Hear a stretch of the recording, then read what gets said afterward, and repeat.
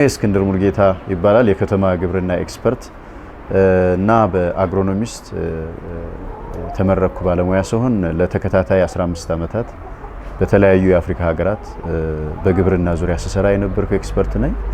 ከዛ አልፎ እንግዲህ ዛሬ እንደምታዩት በዩኒሴፍ እና በወጣቶች በአዲስ አበባ ወጣቶችና ስፖርት ቢሮ መካከል በተደረገው ፓርትነርሺፕ የተሰራ የከተማ ግብርና ስራ ነው።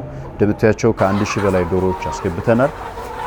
እነዚህ ዶሮዎች አላማው በማዕከሉ በዚህ በጃን ሜዳ ስፖርት ማዕከል ውስጥ ለሚሰለጥኑ ወጣት አትሌቶች ስፖርተኞች የተሻለ ምግብ ለማቅረብ ታልሞ እሱም ብቻ ሳይሆን በከተማ ግብርና ላይ ለውጥ ማምጣት እንደሚቻል ያሉንን ቦታዎች በመጠቀም ወጣቶቻችንና አትሌቶቻችንን ብሎ ተርፎም በሀገራችን ያለውን የግብርና ስርዓት ለማስተካከል እየሰራን ያለነው ነው። ስለዚህ እንደምታዩቸው ወደ 1000 ዶሮዎች ገብተዋል።